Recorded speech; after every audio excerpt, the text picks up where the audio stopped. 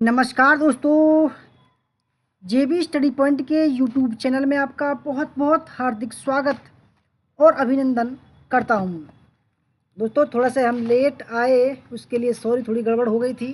ठीक है दोस्तों, सबसे पहले हम सबका स्वागत करते हैं। ठीक है, एनटीए यूजीसी नेट हिस्ट्री। ओहो,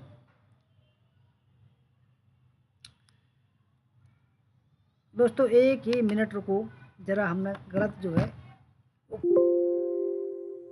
एक मिनट रुको।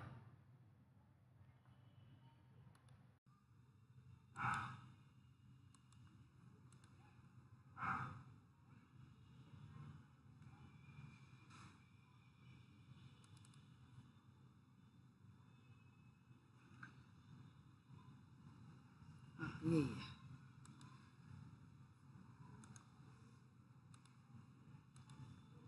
हाँ दोस्तों, NTA UGC net paper 1, UGC net paper first का महामैराथन मॉक टेस्ट संख्या 21 है। अब की बार नेट जेआरएफ दोस्तों टेस्ट दो, 100 में से 60 सही तो जेआरएफ पक्का। दोस्तों अब हम अपने सभी साथियों का स्वागत करते हैं। तो Meera Kumari ji welcome, Rishu Yadav ji welcome, Sunil ji welcome, Mohan Sharma ji welcome, Krishna Dev ji welcome, परीक गीता जी वेलकम, प्रियंका खंडेलवाल जी welcome, Meena Kumari ji welcome, Vibha Tiwari ji welcome, Abhay Singh ji welcome, निवा शेखर जी वेलकम, जयवीर मंगला जी वेलकम, भाग्यश्री राणा जी वेलकम, समीर हसन जी वेलकम, अफरोज जी वेलकम, संजू वर्मा जी वेलकम, और समांजुम जी welcome, Honey Singh ji welcome, Amita Srivastava ji welcome, Meera Kumari ji, Sanjay Kumar ji welcome. दोस्तों सभी का स्वागत, हार्दिक स्वागत दिल से। तो आइए शुरू करते हैं बिना किसी देरी के अब। ठीक है, तो दोस्तों हमारा नाम देव कुमार, पीएचडी इतिहास, एक बार जेआरएफ 4 बार नेट पास। आप हमारे नंबर 8755475312 पर संपर्क कर सकते हैं। दोस्तों हमने एक बैच शुरू किया है 20 तारीख से। ठीक है, तो वहाँ पर दोस्तों हमने हिस्ट्री का बैच है और एक उसका 300 रुपये का शुल्क है कुल, और पेपर फर्स्ट का 300 रुपये का शुल्क है दोस्तों। ठीक है,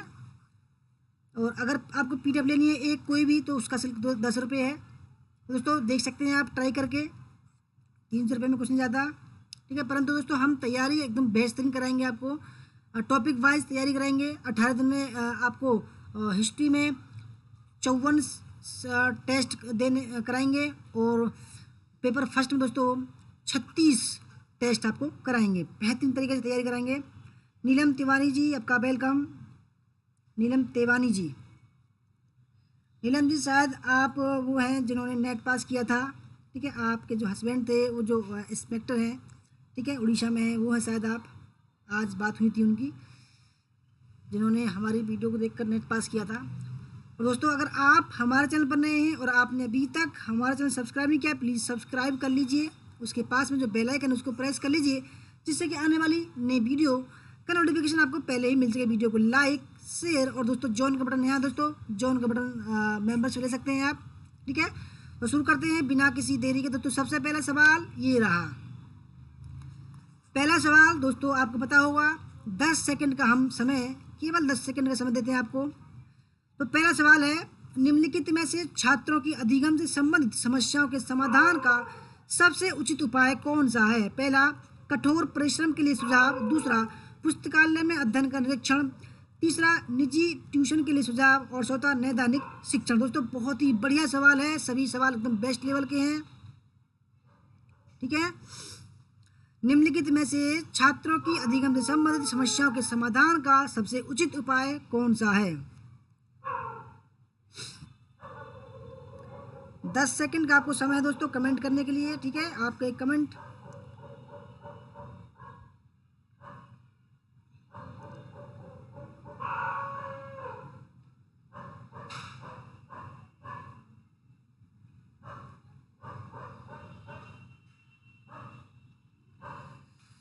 दोस्तों हिस्ट्री के जो मैंने जो फीडबैक मांगे थे, केवल 15 सदस्यों ने फीडबैक दिया है। कोई बात नहीं, देखो हो सकता है आगे आप फीडबैक नहीं दे रहे हो, आगे हो सकता है आपको हमारी वीडियो देखने को ना मिले। दोस्तों आपके पास में इतना समय नहीं है कि आप फीडबैक भी दे सकते हो, तो दोस्तों कोई फ़ायदा नहीं है कि हम जो है आपको पब्लिक मोड में वीडियो दिखाएं। ठीक है, आपके पास में बिल्कुल भी समय नहीं है मुझे लगता है। तो दोस्तों सही आंसर है, पहले सवाल का सही आंसर ऑप्शन नंबर बी, पुस्तकालय में अध्ययन का निरीक्षण। ठीक है, दूसरा सवाल आपके सामने, निम्नलिखित में से किस या किन स्थितियों में शिक्षार्थी का भावनात्मक समायोजन प्रभावी होता है? पहला है व्यक्तित्व गठन, कक्षा शिक्षण, अनुशासन, और चौथा है उपरोक्त सभी।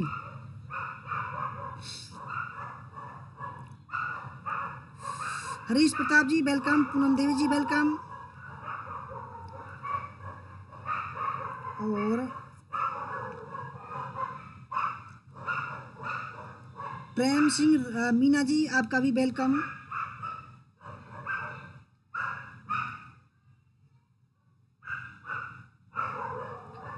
अच्छा जी तिवारी आप विभा जी आप डेली फीडबैक देती हैं। देखो इतने लोग देखते हैं, इतने सदस्य देखते हैं, परंतु उनके पास में 5 मिनट का समय नहीं है। ठीक है,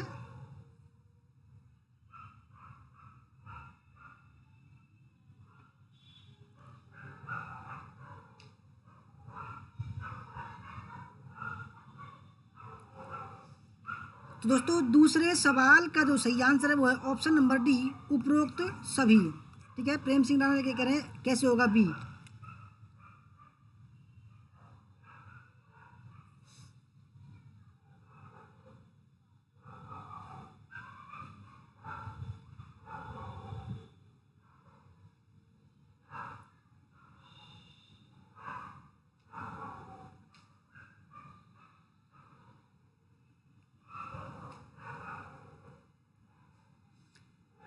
तो दोस्तों नैदानिक शिक्षण जो है, ठीक है, नैदानिक शोध होता है। ठीक है, से नैदानिक शिक्षण नहीं होता है। ठीक है, तीसरा सवाल, निम्नलिखित में से किस व्यक्तित्व को हम मनोविश्लेषण के पिता के रूप में जानते हैं? पहला एरिक एच एरिक्सन, दूसरा जीन पियाजेट, तीसरा जेरोम एस ब्रूनर, और चौथा है सिगमंड फ्रायड।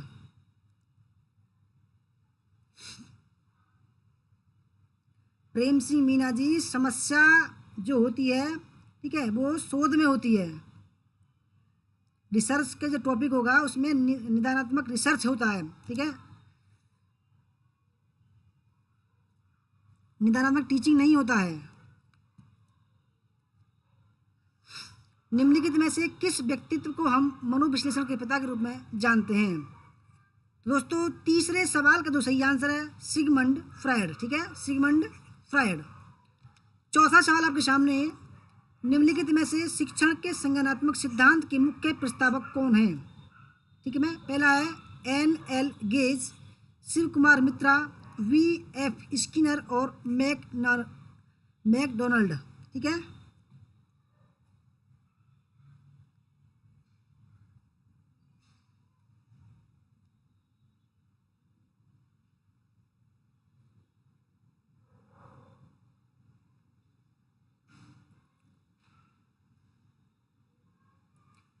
निम्नलिखित में से शिक्षण के संज्ञानात्मक शिक्षा सिद्धांत के मुख्य प्रस्तावक दोस्तों कौन थे? तो चौथे सवाल का सही आंसर है N.L. गेज। ठीक है, पांचवा सवाल आपके सामने, निम्नलिखित में से मुख्य कौन सा शिक्षण संस्थान भाषा के व्यवहारिक ज्ञान को सिखाता है? ठीक है, पहला विद्यालय, भाषा प्रयोगशाला, भाषा शिक्षण, और भाषा अनुदेश। प्रीति पूजा कुमारी जी वेलकम।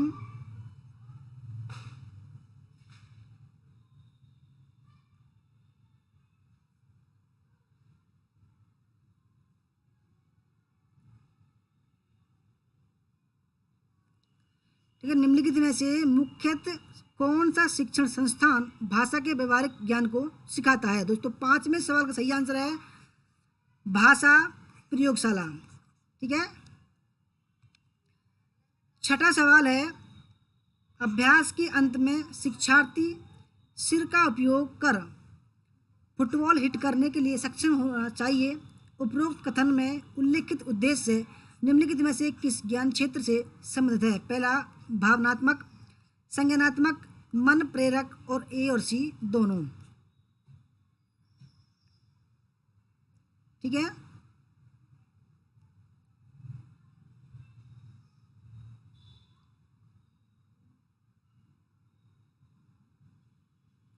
तो दोस्तों छठे सवाल का जो सही आंसर है वो ऑप्शन नंबर सी, मन प्रेरक। ठीक है।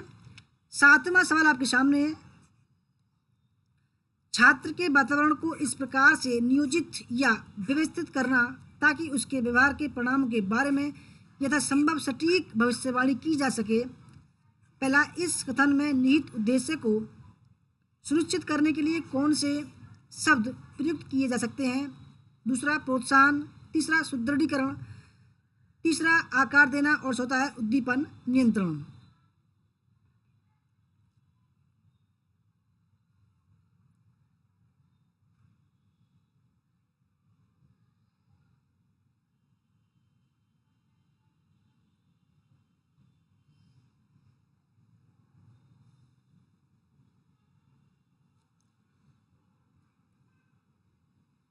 तो दोस्तों सातवें सवाल का जो सही आंसर हो जाएगा वो हो जाएगा ऑप्शन नंबर डी, उद्दीपन नियंत्रण। ठीक है।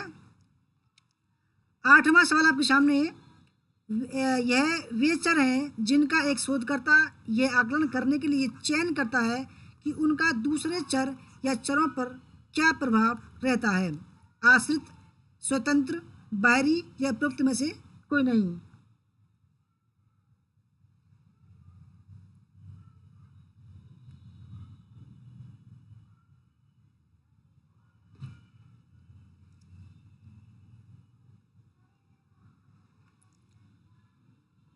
दोस्तों 10 सेकंड का आपको समय दिया जा रहा है कमेंट करने के लिए। ठीक है। तो आठवें सवाल का दोस्तों सही आंसर हो जाएगा ऑप्शन नंबर बी, स्वतंत्र चर। ठीक है। क्योंकि दोस्तों स्वतंत्र चर की जो श्रेणी में आता है वो शिक्षक आता है। ठीक है। और आश्रित चर की श्रेणी में छात्र आता है। ठीक है। नौवां सवाल, एक स्थिति या विशेषता है जिसके विभिन्न मूल्य या श्रेणियां हो सकती हैं, उसे कहा जाता है। पहला, स्थिर चर, कारण और प्रभाव संबंध और वर्णनात्मक।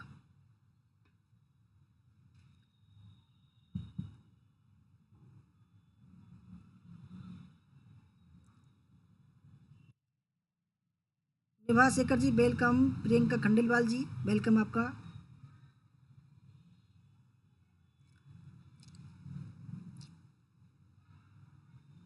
एक स्थिति या विशेषता यह है कि जिसके विभिन्न मूल्यों या श्रेणियों हो सकती हैं दोस्तों, उसे क्या कहा जाता है दोस्तों। और नौवें सवाल का सही आंसर है चर। क्या होता है दोस्तों, चर। चर। 10वां सवाल आपके सामने है, निम्नलिखित में से मात्रात्मक चर का उदाहरण कौन सा है। पहला,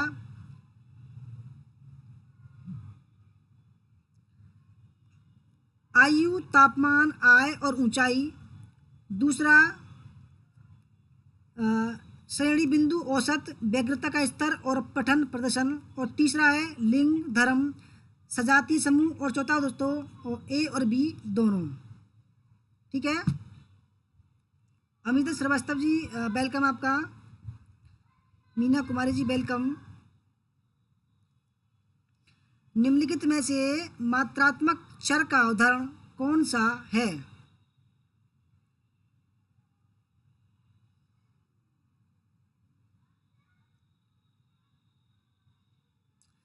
तो दोस्तों सही आंसर है 10वें का ऑप्शन नंबर डी, यानी कि पहला और दूसरा। क्योंकि दोस्तों लिंग, धर्म, सजातीय समूह को दोस्तों मात्रा हम चर में नहीं बांट सकते हैं। ठीक है। 11वां सवाल आपके सामने, अनुसंधान में जिसका मूल्य परिवर्तित नहीं होता उसे क्या कहा जाता है। एक, परिवर्तनीय है, विधि, स्थिर और उपरोक्त में से कोई नहीं। अनुसंधान में जिसका मूल्य परिवर्तित नहीं होता उसे क्या कहा जाता है।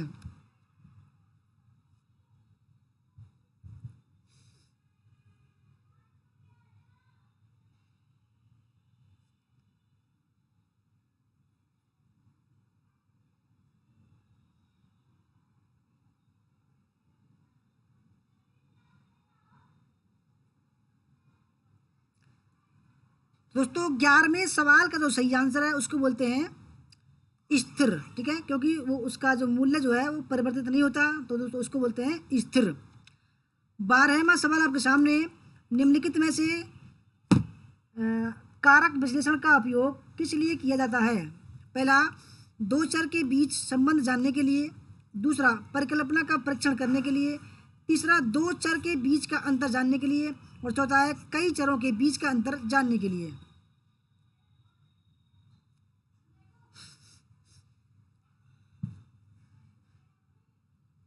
निम्नलिखित में से कारक विश्लेषण का उपयोग किस लिए किया जाता है?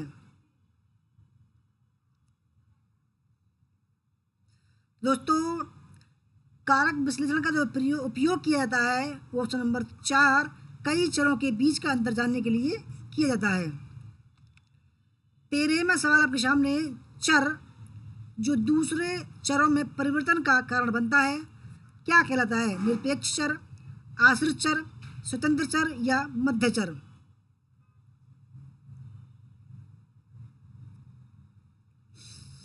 रीता कुमारी जी, वेलकम।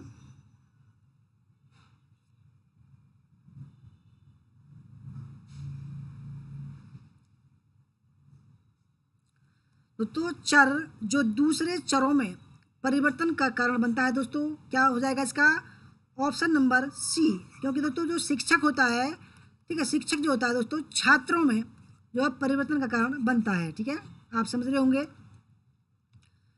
14वां सवाल आपके सामने, निम्नलिखित में से ऐसा कौन सा स्वतंत्र चर है जिसके साथ शोध अध्ययन में हेरफेर नहीं किया जा सकता है? लिंग, जातीयता, बुद्धिमत्ता और अन्य लक्षण, और उपयुक्त में से कोई नहीं।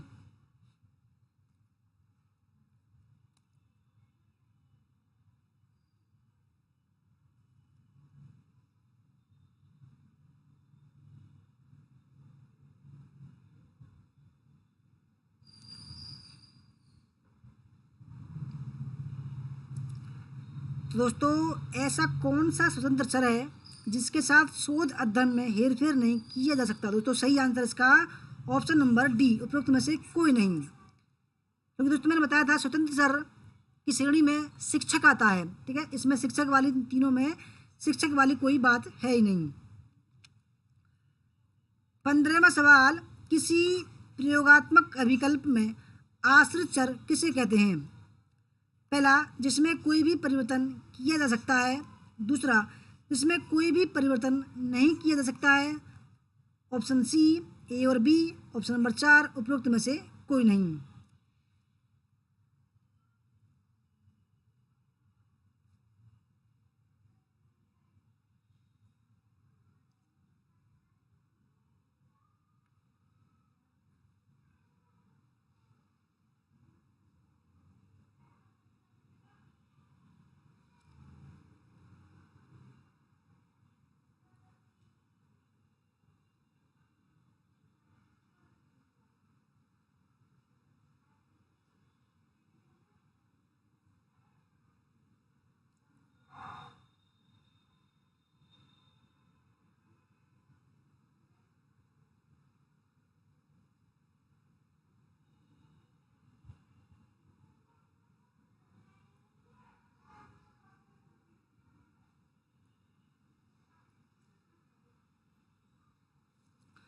दोस्तों 15वें सवाल का जो सही आंसर है, ठीक है, वो ऑप्शन नंबर सी, 15 का सी, ए और बी दोनों। 16वां सवाल, यह वह चर है जिसका मूल्य दूसरे चर से प्रभावित होता है। स्वतंत्र चर, आश्रित चर, स्वतंत्र या निर्भर। ऑप्शन नंबर 4, न तो स्वतंत्र और न ही निर्भर।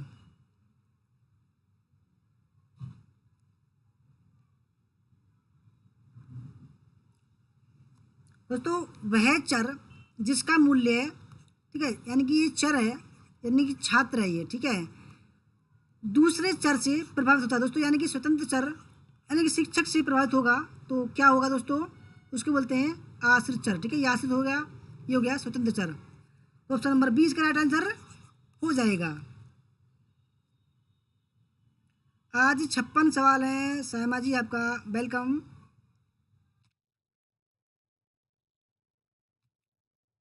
17वां सवाल, समूह केंद्रित गहन साक्षात्कार, घटनाजन्य, कथात्मक अनुसंधान आदि अनुसंधान के वर्गीकरण किस आधार के अंतर्गत आते हैं?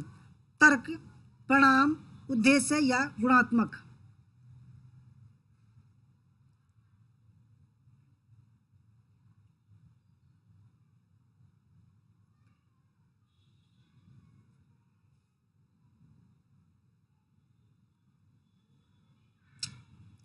तो दोस्तों सही आंसर है ऑप्शन नंबर डी, गुणात्मक। ठीक है।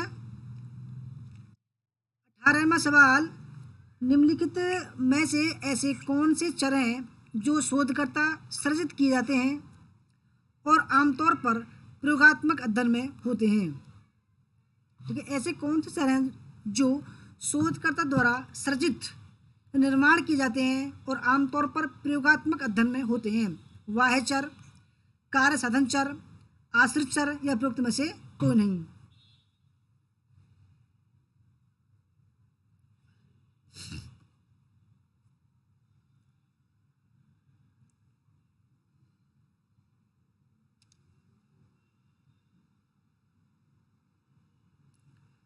तो दोस्तों सही आंसर है कार्य साधन चर।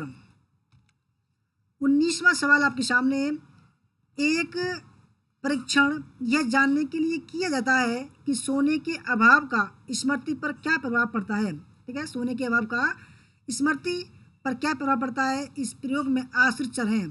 पहला, जितने घंटे शिक्षार्थी नींद के बिना रहता है। दूसरा, स्मृति स्कोर। तीसरा, प्रयोगात्मक समूह में जितने शिक्षार्थी बिना नींद के रहे। और चौथा, नींद के घंटों और थकान के बीच सहसंबंध।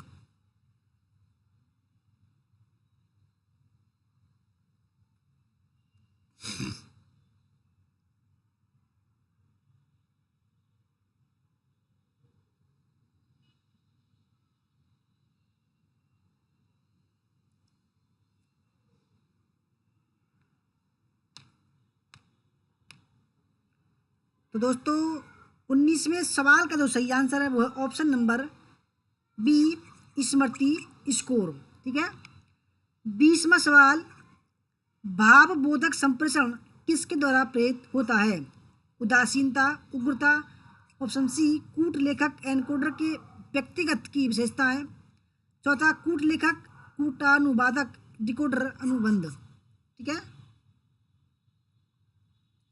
भावबोधक संप्रेषण किसके द्वारा प्रेरित होता है।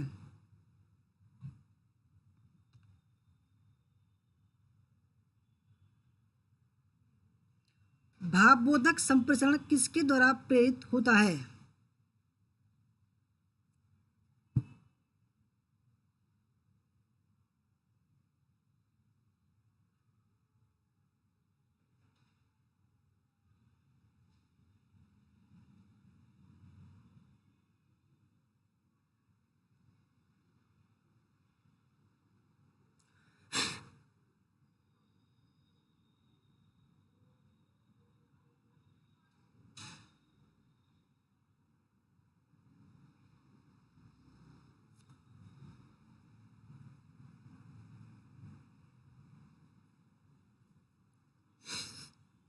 दोस्तों बढ़िया सवाल है, ये आ सकता है सवाल। ठीक है।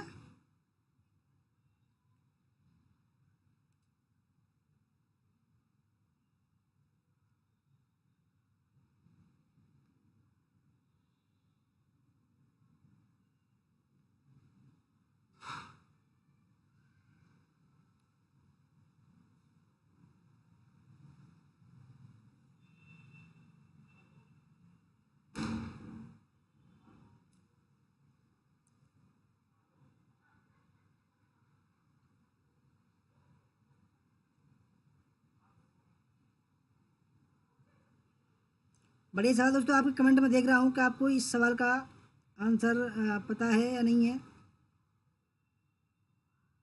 अच्छा सवाल है, ये आ सकता है दोस्तों। ठीक है।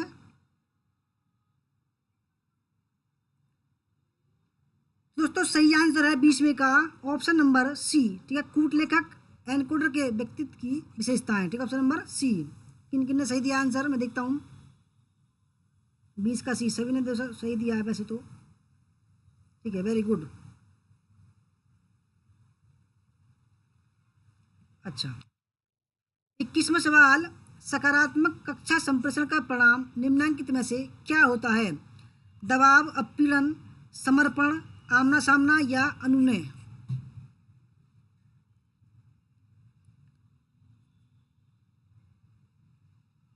श्यामा जी लिंक तो होगा, ऐसी बात नहीं है, ठीक है, कमेंट में जाके टाइप करना पड़ेगा आपको, बिल्कुल।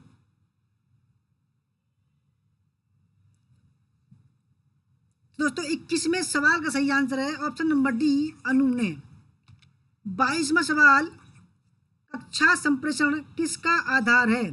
सामाजिक पहचान का, वाह निरर्थकताओं का, पूर्वाग्रही उदासीनता का या सामूहिक उग्रता का?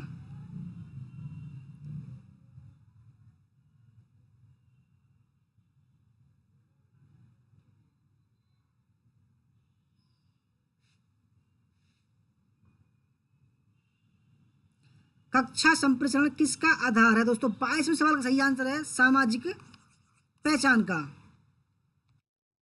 23वां सवाल, प्रभावी संप्रेषण में पहले से यह माना जाता है तटस्थता, प्रभुत्व, उदासीनता या बोध?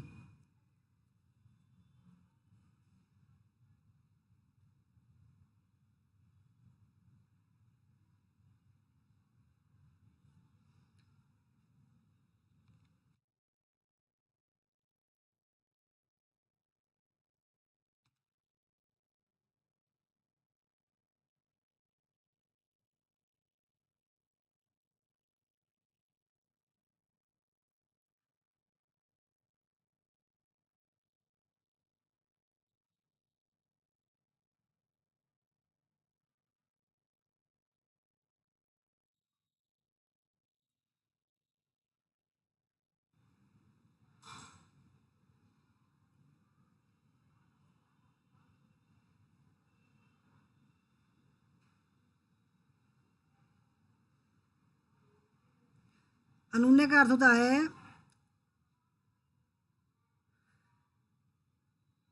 इच्छा, चाहत, ठीक है, या आरजू कोई हो। तो दोस्तों तो 23वें सवाल का सही आंसर है अंडरस्टैंड या बोध, ठीक है। 24वां सवाल आपके सामने, जब मौखिक तथा अमौखिक संदेश परस्पर विरोधी है तो यह कहा जाता है कि अधिकांश लोग विश्वास करते हैं। पहला, अनियत संदेशों में, मौखिक संदेशों में, अमौखिक संदेशों में या उग्र संदेशों में? दोस्तों आप जब कमेंट करते हैं तो मेरे पास में 1 मिनट बाद में आता है आपका कमेंट, ठीक है, ये ना समझें।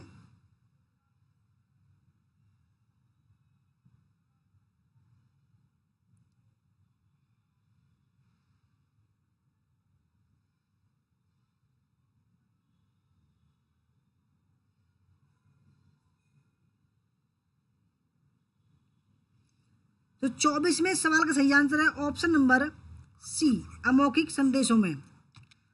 25वां सवाल आपके सामने, किसी सूचना समृद्ध कक्षा व्याख्यान की सामान्य विशेषता इसके किस प्रकृति के होने में होती है? गतिरहित में, सात्रित में, तथ्यात्मक में या खंडात्मक में?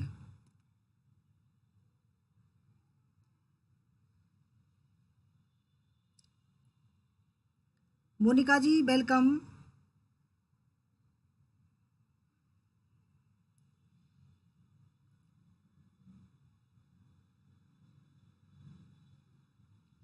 मोहन शर्मा जी कह रहे हैं अमौखिक लिखित, गुड, क्योंकि लिखित रूप जो है अमौखिक के अंदर दिया आता है।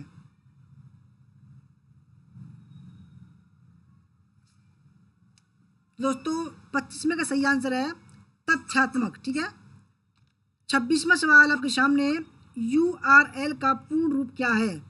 Uniform resource library, uniform resource locator, United resource library, option number 4 United resource locator. Shaitan Singh ji आपका वेलकम। ज्योति बब्बर जी वेलकम आपका।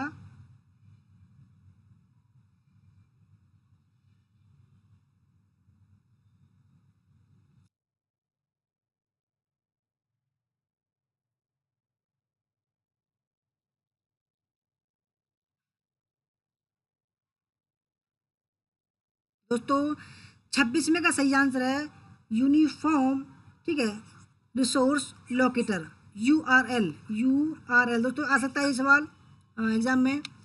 27वां सवाल, ईमेल का मुख्य लाभ क्या है? तीव्र गति, कम लागत, रिकॉर्ड कीपिंग या उपरोक्त सभी?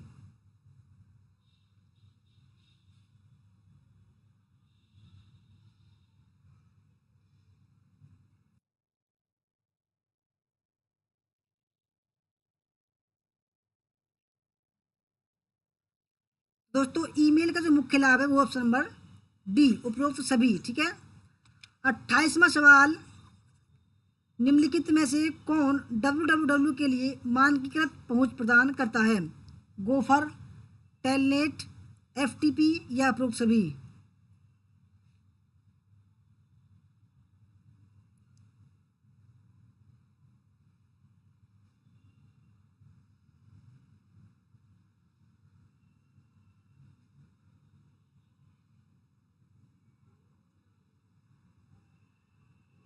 दोस्तों सही आंसर है ऑप्शन नंबर डी, उपरोक्त सभी।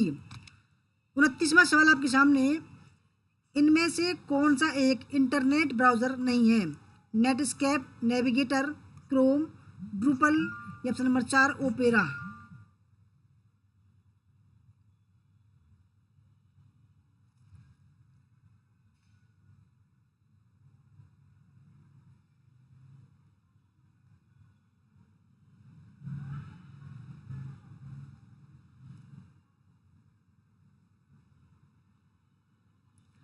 दोस्तों सही आंसर है, जो ब्राउज़र नहीं है, ठीक है, वो है ड्रूपल, सी। 30वां सवाल आपके सामने, वर्ल्ड वाइड वेब क्या है? एक कंप्यूटर खेल, एक सॉफ्टवेयर प्रोग्राम, तीसरा इंटरनेट का वह भाग जो परस्पर जुड़े हुए पेजों के माध्यम से सूचना प्रदान करना सक्षम बनाता है। ऑप्शन नंबर 4 इंटरनेट का दूसरा नाम।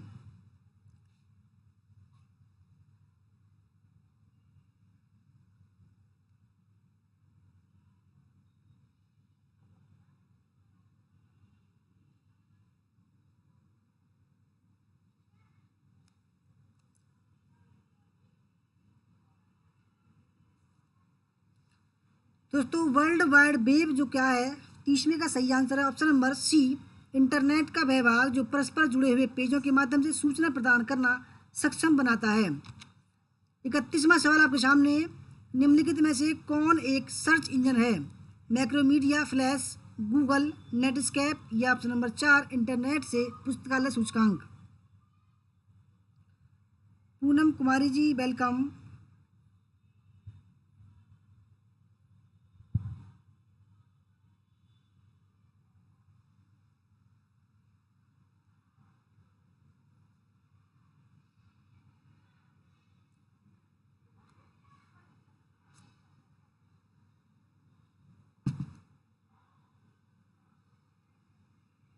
दोस्तों 31वें सवाल का सही आंसर है ऑप्शन नंबर बी, आप सभी जानते होंगे गूगल जो है दोस्तों एक सर्च इंजन है। 32वां सवाल आपके सामने, निम्नलिखित में से URL क्या है? एक कंप्यूटर सॉफ्टवेयर प्रोग्राम, UFO का एक प्रकार है, तीसरा www पर किसी दस्तावेज या पेज का पता, चौथा उपरोक्त में से कोई नहीं।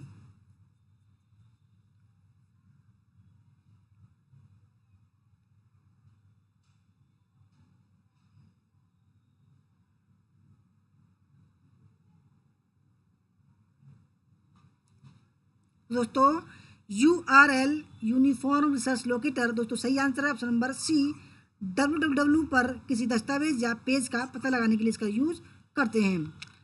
33वां सवाल, HTTP www.classzone.com किसका एक उदाहरण है? URL, एक्सेस कोड, डायरेक्टरी या सर्वर का?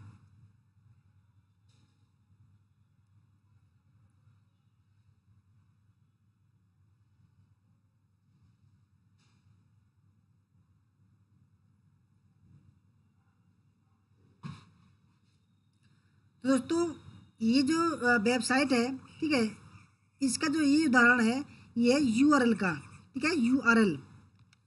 34वां सवाल आपके सामने, ब्राउज़र क्या है? एक HTML प्रणाली, एक सर्वर, वेब पृष्ठों पर पहुंचने के लिए और उनको देखने के लिए एप्लीकेशन सॉफ्टवेयर, और चौथा है उपरोक्त में से कोई नहीं।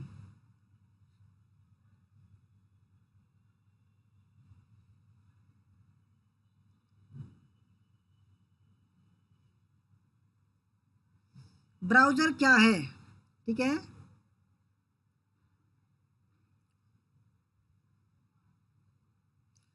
दोस्तों ब्राउज़र क्या है, ऑप्शन नंबर सी इसका राइट आंसर है। वेब पृष्ठों तक पहुंचने के लिए और उनको देखने के लिए एप्लीकेशन सॉफ्टवेयर होता है।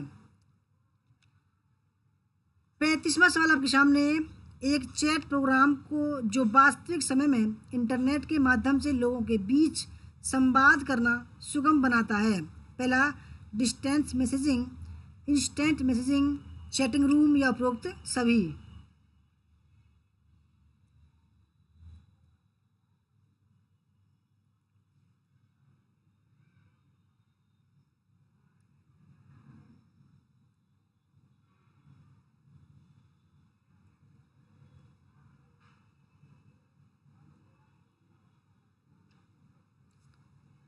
दोस्तों 35 का जो सही आंसर है, ठीक है, वो option number B, instance messaging.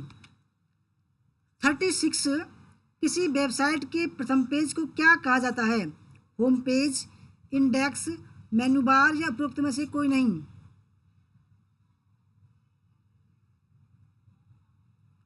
किसी वेबसाइट के प्रथम पेज को क्या कहा जाता है।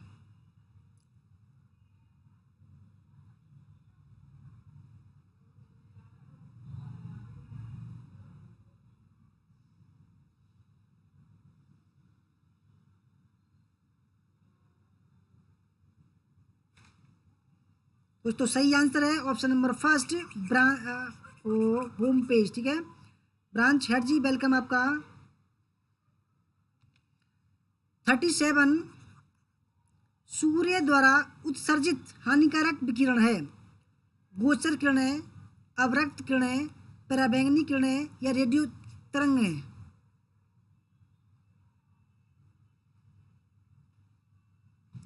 सूर्य द्वारा उत्सर्जित हानिकारक विकिरण है।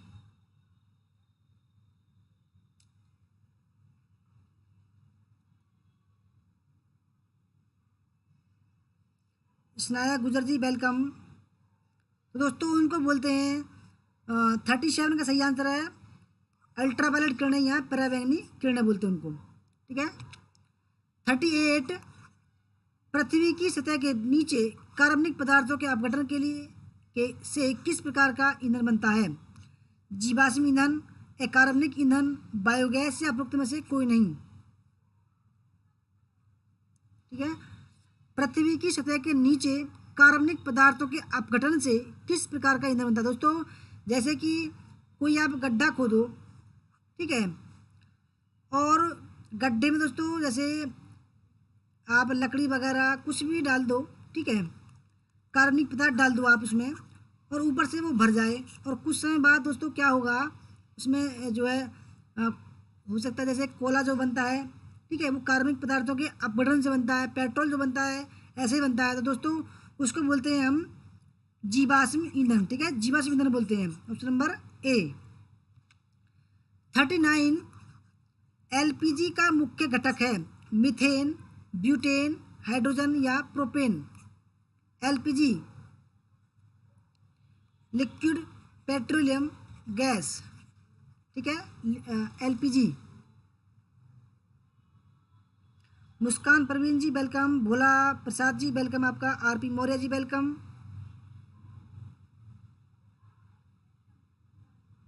वेरी गुड साइमा जी कोयला, आपने सही आंसर दिया।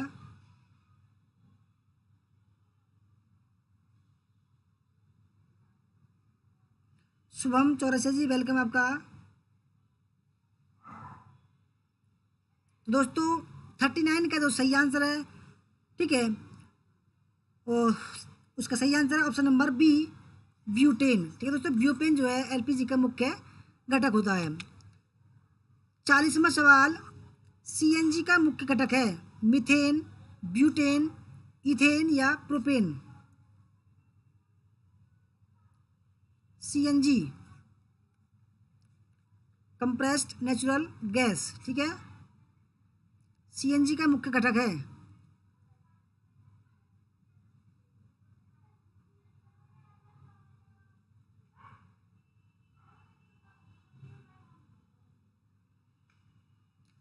सीएनजी का मुख्य घटक है?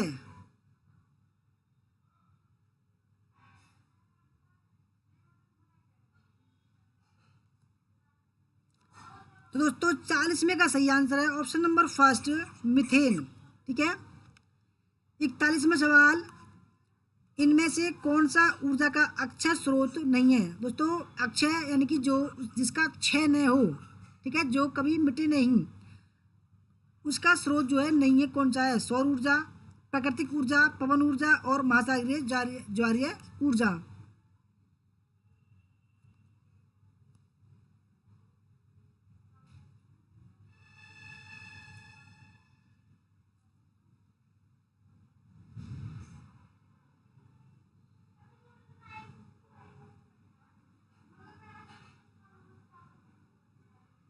अलका सिंह जी वेलकम। दोस्तों अक्षय यानी कि प्राकृतिक जो स्रोत नहीं है, ठीक है, यानी कि जिसका क्षय अ, हो जाए, ठीक है, वो है प्राकृतिक गैस। ठीक है।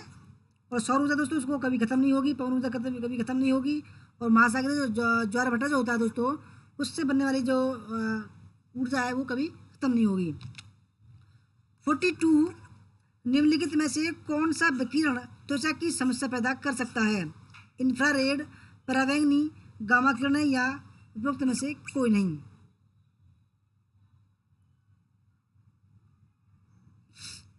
अभय सिंह जी कह रहे हैं 40 क्वेश्चन का मतलब।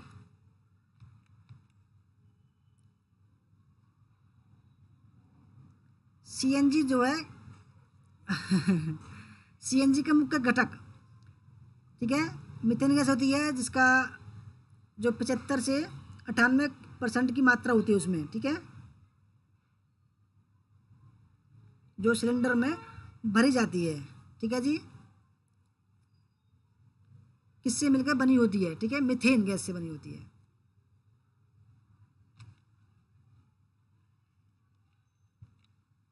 तो दोस्तों 42 यानी कि त्वचा त्वचा कैंसर जो होते हैं दोस्तों कभी कभी, ठीक है, जो पराबैंगनी किरणें, सूर्य की किरणों जो होती हैं, अल्ट्रावायलेट किरणें, उनसे दोस्तों त्वचा कैंसर, स्तन कैंसर जो है हो जाते हैं। ठीक है। 43, निम्नलिखित में से किस गैस का उच्चतम ऊष्माजनक मूल्य है? ब्यूटेन, मीथेन, ईथेन या हाइड्रोजन? किस गैस का उच्चतम ऊष्माजनक मूल्य है?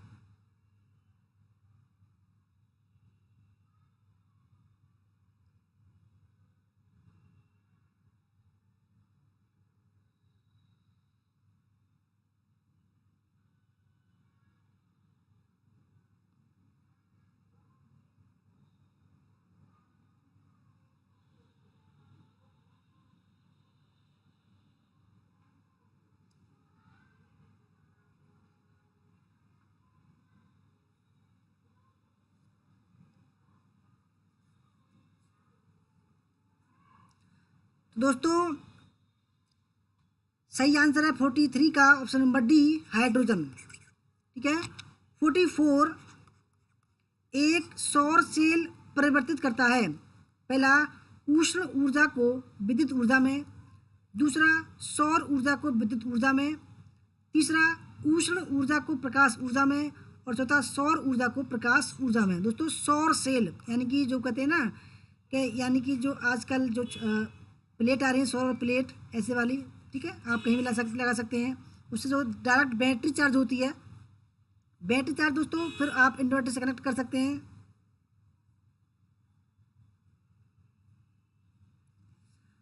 सौर सेल परिवर्तित करता है दोस्तों। 44 का सही आंसर है सौर ऊर्जा को विद्युत ऊर्जा में। ठीक है, सौर ऊर्जा को विद्युत ऊर्जा में करता है। 45, निम्नलिखित में से किस ऊर्जा स्रोत के दोहन के लिए तृतीय जनरेटर का उपयोग किया जाता है? पहला, ज्वारीय ऊर्जा, तरंगीय ऊर्जा, पवन ऊर्जा या ऑप्शन नंबर 4, OTEC विद्युत संयंत्र?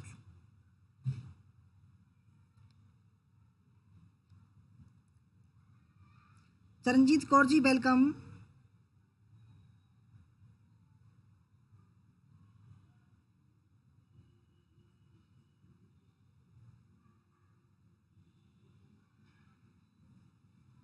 सना जी बोल रही हैं मेरा तो जेआरएफ हो जाएगा इस बार, पिछली बार 2 नंबर से रह गई थी पर मैं पेपर भी नहीं किए थे। ओके, चलो अच्छी बात है आपका जेआरएफ हो जाए तो।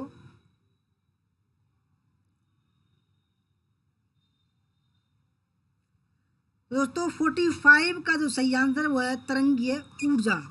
ठीक है। 46 भूप्रवार में मेंटल ऑफ अर्थ, मेटल। ठीक है दोस्तों, मेटल जो होता है आप समझते होंगे, मेटल इसमें पिघला हुआ पदार्थ गैसों के साथ मिला जाता है, उसको क्या कहा जाता है? लिथो, लावा, गीजर या मैग्मा?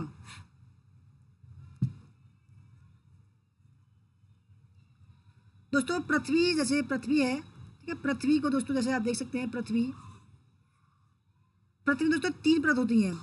ठीक है, 3 परत, 1 परत, 2 परत और 3 परत। दोस्तों ये जो होता है, ये होता है मेटल।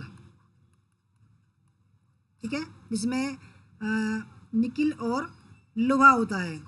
ठीक है दोस्तों, सही उसको बोलते हैं मैग्मा। ठीक है, उसको बोलते हैं दोस्तों मैग्मा। 47 अपशिष्ट पदार्थों से विद्युत उत्पादन की विधि को क्या कहा जाता है? पायरोलिसिस, लैंडफिल, डंपिंग या उपरोक्त में से कोई नहीं? अपशिष्ट पदार्थों से विद्युत उत्पादन की विधि को क्या कहा जाता है? यानी दोस्तों जो पदार्थ काम के नहीं रह जाते उनको हम फेंक देते हैं, ठीक है, उनसे विद्युत उत्पादन करने की विधि को क्या कहा जाता है?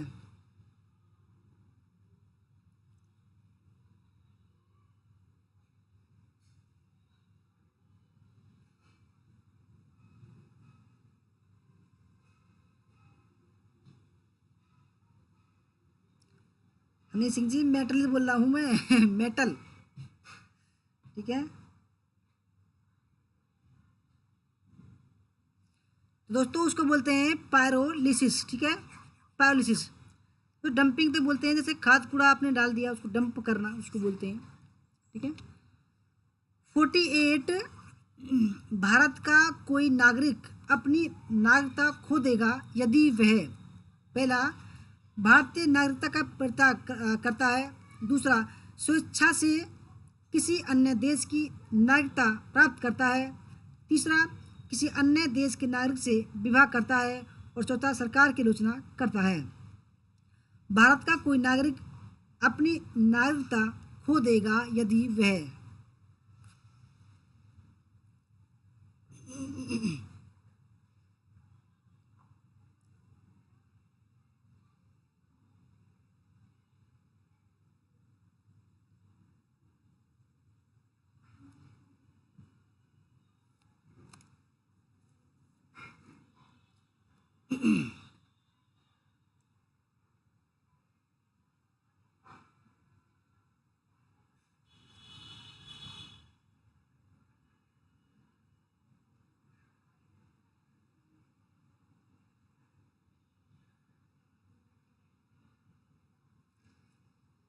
दोस्तों 48 में का जो सही आंसर है, ठीक है,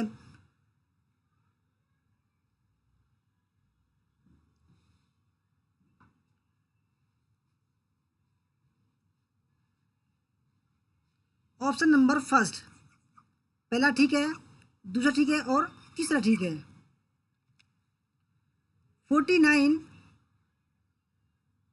ठीक है, भारत के संविधान के अनुच्छेद 352 के अंतर्गत आपातकाल की घोषणा की जा सकती है यदि भारत के किसी भाग की सुरक्षा को खतरा हो, युद्ध से, विदेशी आक्रमण से, सशस्त्र बगावत से या आंतरिक उपद्रव से। कौन सा ठीक है?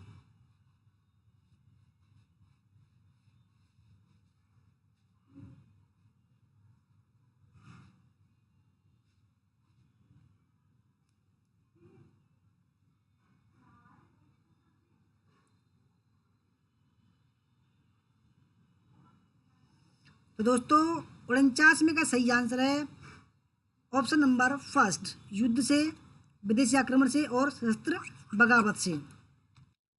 50वां सवाल आपके सामने, भारतीय संविधान के अनुसार भारत है पहला प्रभुत्व संपन्न लोकतंत्रात्मक गणराज्य, दूसरा प्रभुत्व संपन्न धर्मनिरपेक्ष लोकतंत्रात्मक गणराज्य। तीसरा प्रभुत्व संपन्न धर्मनिरपेक्ष समाजवादी गणराज्य।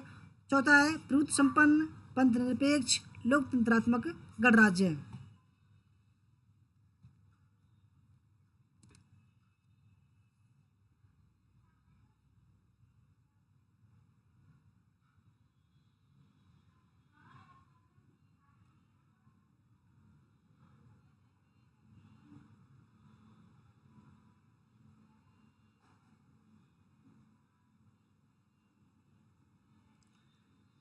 संजू वर्मा जी कह रही हैं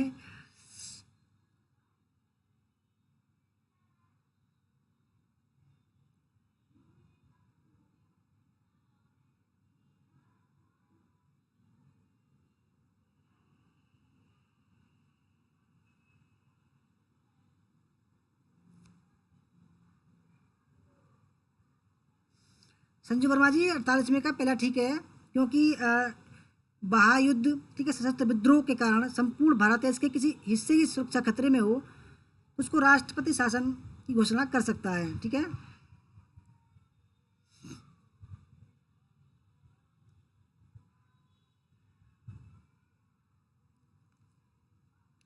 दोस्तों 50वें सवाल का जो सही आंसर है, ठीक है, वो है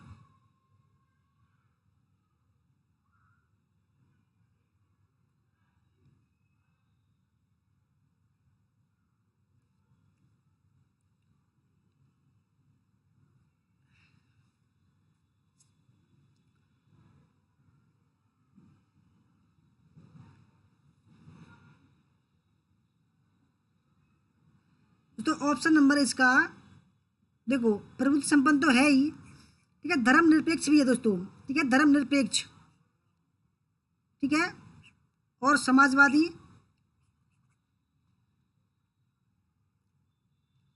ठीक है। ऑप्शन नंबर इसका जो है सी जो है वो ठीक हो जाएगा, ठीक है, सी प्रभुत्व संपन्न धर्मनिरपेक्ष। डी गलत है क्योंकि पंथ निरपेक्ष नहीं है, ठीक है।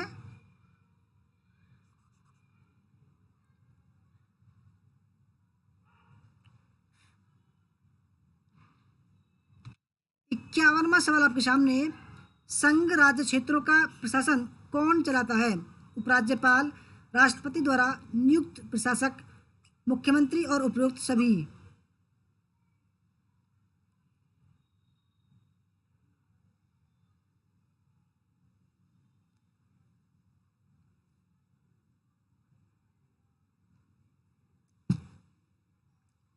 संजू वर्मा जी कह रही हैं नहीं सर ये क्वेश्चन नहीं, वो नागरिक वाला क्वेश्चन है। अच्छा, उसको दोबारा देख लेंगे दोबारा, ठीक है, एक बार।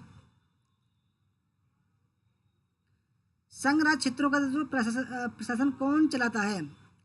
51 में का तो सही आंसर है ऑप्शन नंबर राष्ट्रपति द्वारा नियुक्त प्रशासक, ठीक है। 52वां सवाल, निम्नलिखित में से संसदीय स्वरूप की सरकार का सबसे महत्वपूर्ण अभिलक्षण कौन सा है? पहला, संसद की संप्रभुता, लिखित संविधान, ऑप्शन नंबर 3 कार्यपालिका का विधानपालिका के प्रति उत्तरदायित्व, और चौथा है ऑप्शन नंबर 4 न्यायपालिका की स्वतंत्रता।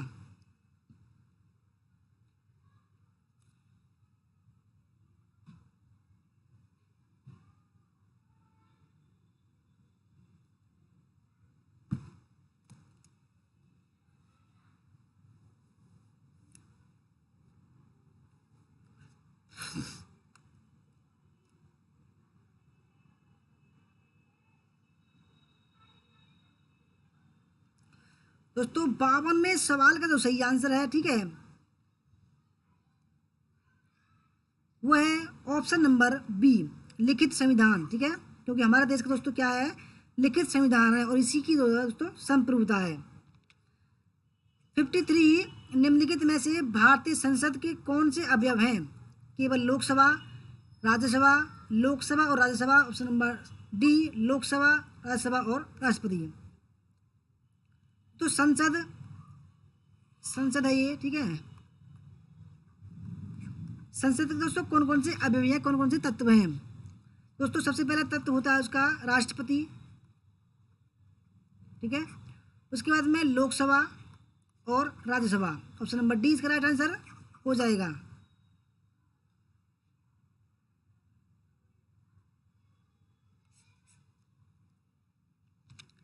54वां सवाल आपके सामने है, संसदीय स्वरूप की सरकार में राज्य की वास्तविक शक्तियां निम्नलिखित में से किस में निहित हैं?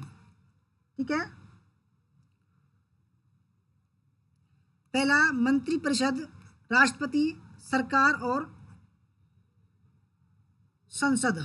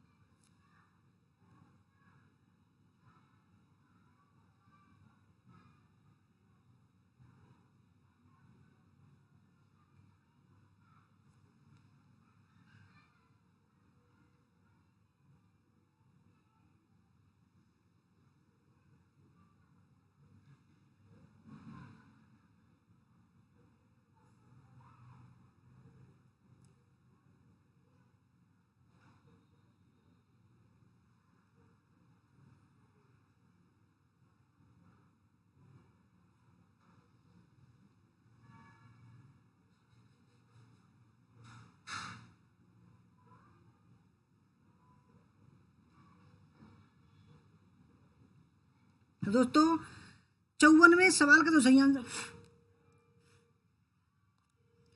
54वें सवाल का जो सही आंसर है वो है ऑप्शन नंबर फर्स्ट, मंत्रिपरिषद, कैबिनेट।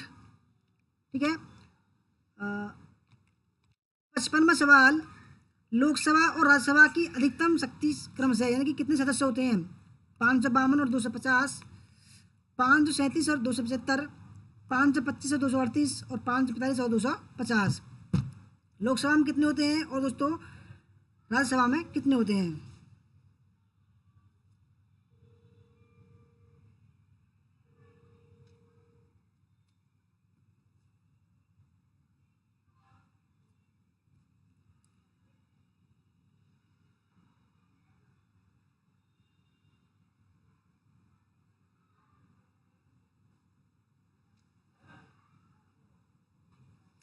दोस्तों सही आंसर है इसका ऑप्शन नंबर फर्स्ट, क्योंकि लोकसभा में 552 और राज्यसभा में होती हैं 250।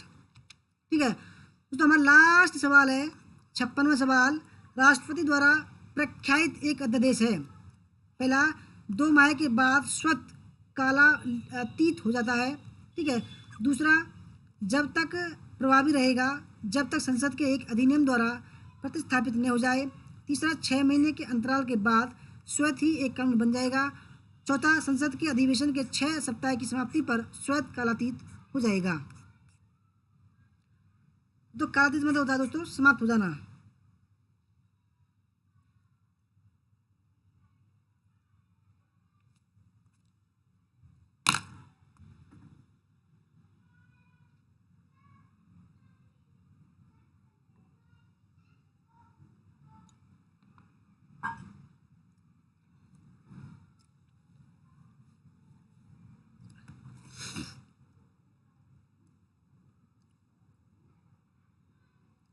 अब दोस्तों इसका जो सही आंसर हो जाएगा वो जाएगा ऑप्शन नंबर डी।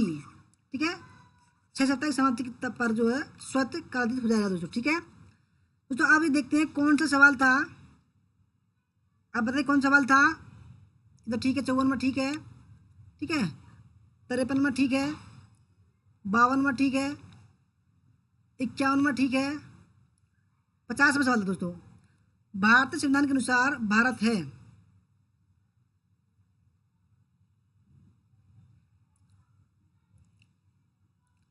दोस्तों प्रभुत्व संपन्न तो है ही। ठीक है,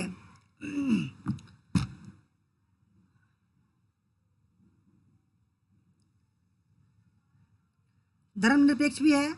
ठीक है, और पंथ निरपेक्ष भी है। लोकतंत्रात्मक गणराज्य की उसमें दोस्तों प्रक्रिया अपनाई गई है, ये भी ठीक है। ठीक है, अगर दोस्तों अगर बात करें तो वैसे तो ये दोस्तों सभी ठीक है। ठीक है, क्योंकि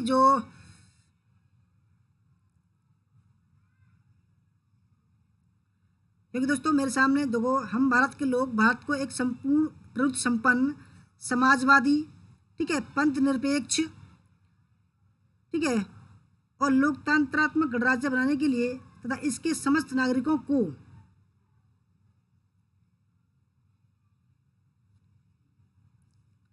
सामाजिक, आर्थिक और राजनीतिक न्याय, विचार, अभिव्यक्ति, विश्वास, धर्म और उपासना की स्वतंत्रता, प्रतिष्ठा और अवसर की समता प्राप्त कराने के लिए तो ये जो है, ठीक है,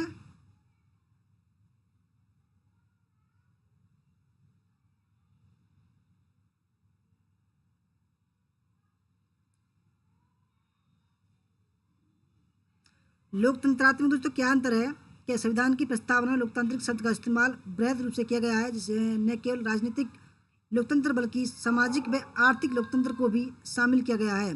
वैश्य मताधिकार, सामाजिक चुनाव, कानून की सर्वोच्चता, न्यायपालिका की स्वतंत्रता, भेदभाव का अभाव भारतीय राज्य व्यवस्था के लोकतांत्रिक लक्षण के स्वरूप हैं। गणतंत्र प्रस्तावना में गणराज्य का शब्द का उपयोग इस विषय पर प्रकाश डालता है कि दो प्रकार की लोकतांत्रिक व्यवस्थाओं में वंशागत लोकतंत्र तथा लोकतंत्रीय गणतंत्र से भारतीय संविधान के अंतर्गत लोकतंत्रीय गणतंत्र को अपनाया गया है। दोस्तों वैसे तो इनमें चारों ही ऑप्शन बिल्कुल ठीक हैं, ठीक है, क्योंकि प्रभुत्व संपन्न भी है, लोकतंत्रात्मक भी है और गणराज्य भी है। ठीक है, यानी कि ये इसलिए गलत है क्योंकि कोमा से अलग आ रहा है। ठीक है, गणराज्य तो है नहीं दोस्तों, ठीक है, अलग से गणराज्य है नहीं, इसलिए गलत है। ठीक है, दूसरा भी ठीक है इसका दोस्तों, तीसरा भी ठीक है और चौथा ठीक है दोस्तों। दूसरा ठीक है इसका, ठीक है, तीसरा ठीक है और चौथा ठीक है, पहला गलत है इसमें।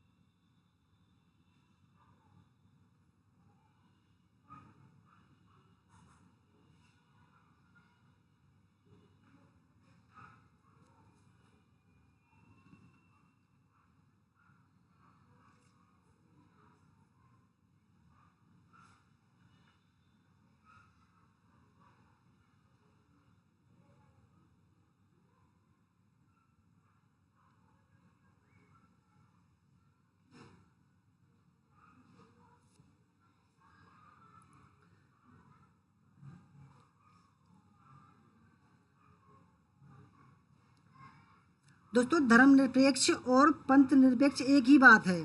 ठीक है, क्योंकि धर्म और पंथ एक ही होता है।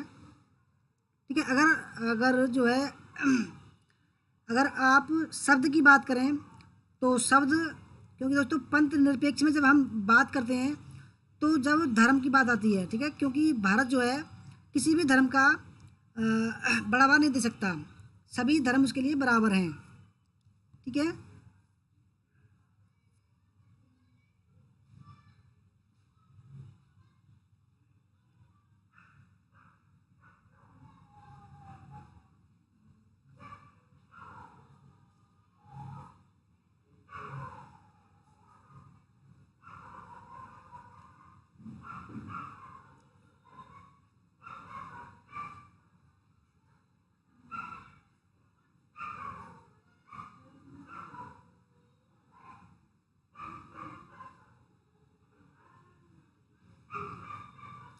दोस्तों ये थी हमारी आज की वीडियो, ठीक है।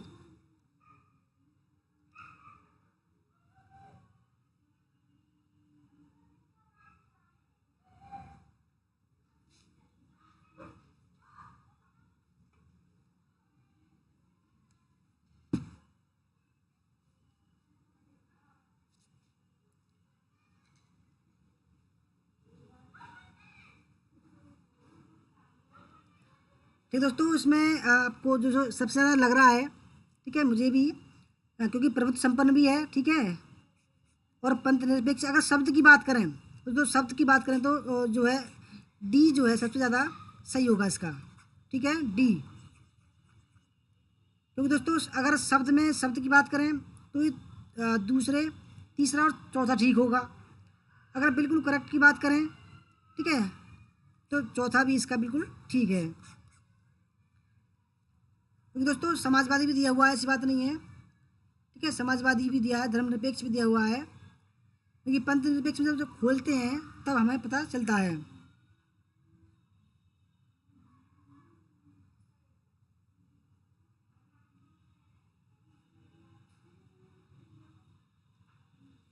दोस्तों धन्यवाद वीडियो देखने के लिए। अगर आप दोस्तों आज की वीडियो में दोस्तों अगर फीडबैक देंगे तो अच्छा होगा, ठीक है। दोस्तों 5 मिनट बाद आप फीडबैक देना, ठीक है, अगर आपको अच्छा हो। अगर दोस्तों नहीं इच्छा हो देने का तो मत देना, ठीक है, आपकी मर्जी है। 5 मिनट बाद दोस्तों जो है आप फीडबैक देना वीडियो का, ठीक है।